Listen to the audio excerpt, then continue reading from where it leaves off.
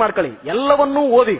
ಧರ್ಮ ಎಂದರೇನು in it true sense, ನಿಜವಾದ ಅರ್ಥದಲ್ಲಿ ಧರ್ಮ ಎಂದರೇನು, ರಾಷ್ಟ್ರ ಎಂದರೇನು, ರಾಷ್ಟ್ರ ಪ್ರೇಮ ಎಂದರೇನು, ವ್ಯಕ್ತಿತ್ವ ಎಂದರೇನು ತಿಳ್ಕೊಳ್ಳಿ.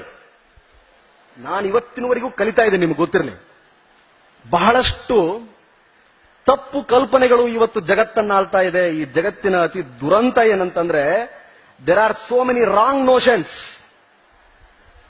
ಮೂಢನಂಬಿಕೆ, ಕಂದಾಚಾರ, ತಪ್ಪು ಕಲ್ಪನೆ, ಮೂಗಿನ ನೇರಕ್ಕೆ ಕೊಟ್ಟ ಅರ್ಥ, ವ್ಯಾಖ್ಯಾನಗಳು ಎಲ್ಲರನ್ನೂ ಆಕರ್ಷಿಸ್ತಾ ಇದೆ. That is very dangerous. That is very dangerous. ಧರ್ಮ ಎನ್ನುವುದು, ಪರಂಪರೆ ಎನ್ನುವುದು, ಸಂಸ್ಕೃತಿ ಎನ್ನುವುದು ಯಾವುದೋ ನೆಲ, ಭೂಮಿ, ಆಶ್ರಯ, ಅಲ್ಲಿಯ ಪ್ರಾಕೃತಿಕ ಲಕ್ಷಣ, ನಿಸರ್ಗದತ್ತವಾಗಿ ನ್ಯಾಚುರಲ್ ಆಗಿ ಬೆಳೆದಿರತಕ್ಕಂಥದ್ದು. ಸಿಂಧೂ ನಾಗರಿಕತೆ ಇಲ್ಲಿ ಬೆಳೆಯಿತು, ಇದಕ್ಕನುಗುಣವಾಗಿ ಒಂದು ನಾಗರಿಕತೆ ಬೆಳೆಯಿತು. ಮೆಸೊಪಟೋಮಿಯಾಕ್ಕನುಗುಣವಾಗಿ ಅಲ್ಲೊಂದು ನಾಗರಿಕತೆ ಬೆಳೆಯಿತು. ಈಜಿಪ್ಟ್ ರಾಷ್ಟ್ರಕ್ಕನುಗುಣವಾಗಿ ಅಲ್ಲೊಂದು ನಾಗರಿಕತೆ ಬೆಳೆಯಿತು, ಭಾಷೆ ಬೆಳೆಯಿತು. ಅಲ್ಲೊಬ್ಬ ಸಂತ ಹುಟ್ಟಿಕೊಂಡ. ಯಾವ ಸಂತನೂ ಯಾವ ಧರ್ಮನೂ ಕೂಡ ಹಿಂಸೆಯನ್ನ ಪ್ರಚೋದಿಸಲಿಲ್ಲ. Remember, all fanatics are one irrespective of their religion.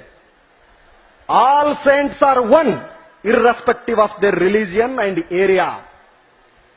ಅದು ನನ್ನ ಅರ್ಥ. ರಾಮಕೃಷ್ಣ ಆಶ್ರಮ ನನಗೆ ಕೊಟ್ಟಿರತಕ್ಕಂಥ ಜ್ಞಾನ, ಕಲ್ಪನೆ. ಎಲ್ಲವನ್ನೂ ತಿಳಿದುಕೊಳ್ಳಿ. ರೈಟ್ ವಿಂಗ್ ಅಂತ ಒಂದಿದೆ, ಲೆಫ್ಟ್ ವಿಂಗ್ ಅಂತ ಒಂದಿದೆ, ಸೆಂಟರ್ ಅಂತ ಒಂದಿದೆ, ಏನೇನೋ ಸಿಕ್ಕಾಪಟ್ಟಿದೆ. ಎಲ್ಲವನ್ನೂ ಓದಿಕೊಳ್ಳಿ. Be a open mind. ಆನೋ ಭದ್ರತಃ ಕೃತೋ ಎಂತು ವಿಶ್ವತಃ, ಋಗ್ವೇದದ ವಾಕ್ಯ. ವಸುದೈವ ಕುಟುಂಬಕಂ. ಇಡೀ ಜಗತ್ತನ್ನೇ ಒಂದು ಕುಟುಂಬವೆಂದು ನೋಡು ಅಂತ ನಮ್ಮ ಪರಂಪರೆ ಹೇಳಿದೆ. ಸರಿಯಾಗಿ ತಿಳಿದುಕೊಳ್ಳಿ. ಯಾವುದಕ್ಕೂ ಜೋತ್ ಬೀಳಬೇಡಿ.